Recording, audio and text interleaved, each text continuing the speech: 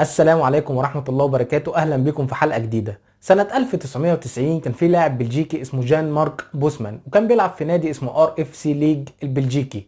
المهم ان بوسمان ده عقده انتهى مع النادي البلجيكي، وفي يوم من الايام دخل على رئيس النادي وقال له انا جاي لي عرض من نادي دونكيرك الفرنسي وعقدي انتهى معاكو وعايز امشي. قام رئيس النادي ردد عليه وقال له احنا عارفين الكلام ده، بس النادي الفرنسي ما قدمش مقابل مادي مناسب لينا وبالتالي احنا مش موافقين ان انت تمشي. قام بوسمان ردد عليه وقال له بس انا عقدي انتهى معاكو ومن حق ان انا امشي.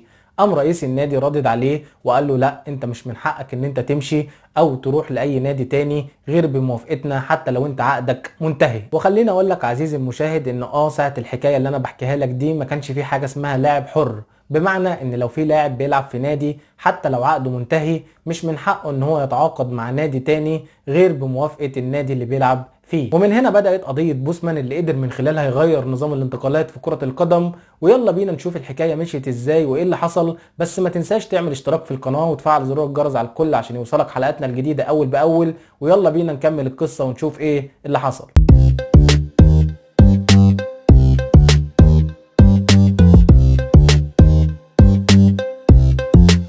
زي ما قلنا ان نادي ار اف سي ليج البلجيكي رفض انتقال بوسمان للنادي الفرنسي، رغم ان بوسمان عقده منتهي مع النادي البلجيكي. ومش بس كده، ده النادي البلجيكي كمان فرض عقوبات على بوسمان، نزله يلعب مع فريق الشباب وخفض اجره بنسبة 75%. خلينا اضيف لمعلوماتك كمان ان قبل القضية اللي انا بتكلم فيها دي او الحكاية اللي انا بحكيها لك دي ما كانش يحق لاي نادي اوروبي مشاركة اكتر من 5 لاعبين اجانب في المباراة الواحدة. بمعنى ان مثلا لو نادي مانشستر يونايتد بيلعب في دوري ابطال اوروبا فما كانش يحق له مشاركه اكتر من 5 لاعبين اجانب غير انجليز في المباراه الواحده، 3 اساسي و2 احتياطي. الموضوع اشبه باللي موجود حاليا في الدوري المصري، ان في عدد محدود محكومه بالانديه من اللعيبه الاجانب في كل فريق. اهو النظام ده بقى كان موجود في اوروبا قبل قضيه بوسمان. وخلينا نرجع لبوسمان. عمنا بوسمان ما سكتش على اللي قاله له رئيس النادي، وقام واخد بعضه ورايح على محكمه العدل الاوروبيه بصفته مواطن اوروبي هو والمحامي بتاعه جان لويس دوبون، ورافع قضية على النادي البلجيكي وطالب بتغيير نظام انتقالات اللاعبين في دول الاتحاد الأوروبي بحيث ان اللاعبين الأوروبيين المنتهي عقودهم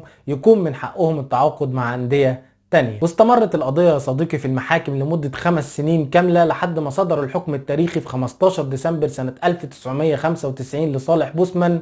ونص الحكم شمل نقطتين أساسيتين، خلينا نقراهم مع بعض. لم يعد مسموحا أن تطلب الأندية مقابلا ماليا للتخلي عن لاعبيها المنتهي عقودهم والراغبين بالانتقال إلى نادي آخر يتبع لدولة تحت لواء الاتحاد الأوروبي، مع منح اللاعبين الحق في التفاوض مع أي نادي قبل 6 أشهر أو أقل على نهاية عقدهم مع ناديهم القديم. النقطة الثانية، بإمكان الأندية الأوروبية الاعتماد على عدد لا محدود من اللاعبين المنتمين لدول الاتحاد الأوروبي. بعد الحكم ده اتغير نظام الانتقالات في كرة القدم لدرجة ان بوسمان نفسه ما كانش متخيل ان القضية بتاعته هتكون سبب في ان اللاعبين يكونوا اصحاب ثروات واغنياء. اكيد في حد بيسأل نفسه دلوقتي ازاي اللعيبة بقت اغنياء بعد الحكم ده، او ان الحكم ده كان سبب في ان لاعبي كرة القدم يبقوا اصحاب ثروات. اجاوبك، بعد الحكم ده اللعيبة بقى بيتعمل لهم عقود طويلة الاجل وبرواتب مرتفعة، وده ما كانش موجود قبل الحكم ده. لان قبل الحكم ده كده كده كان اللاعب بتاعي سواء عقده خلص او عقده مخلص انا المتحكم فيه بشكل كامل،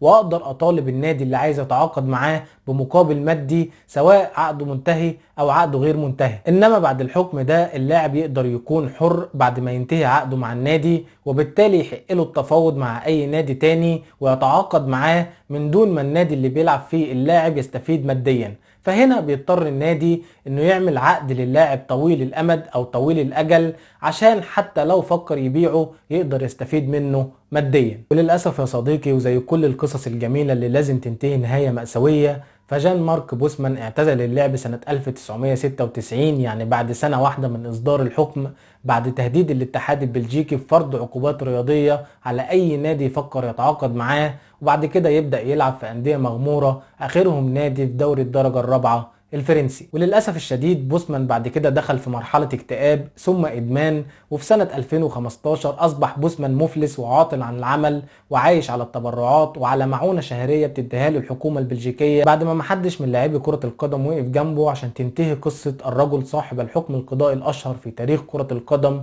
واللي كان سبب في إن لاعبي كرة القدم يبقوا أغنياء ويكونوا ثورات نهاية مأساوية. انتهت حلقتنا لحد هنا. لو الحلقة عجبتك اعمل لها لايك، لان اللايك بيساعد على نشر المحتوى. لو ما عجبتكش ما تعملش، وما تنساش تعمل اشتراك في القناة وتفعل زر الجرس على الكل عشان يوصلك حلقاتنا الجديدة اول باول. ونشوفكم في حلقة تانية، والسلام عليكم ورحمة الله وبركاته.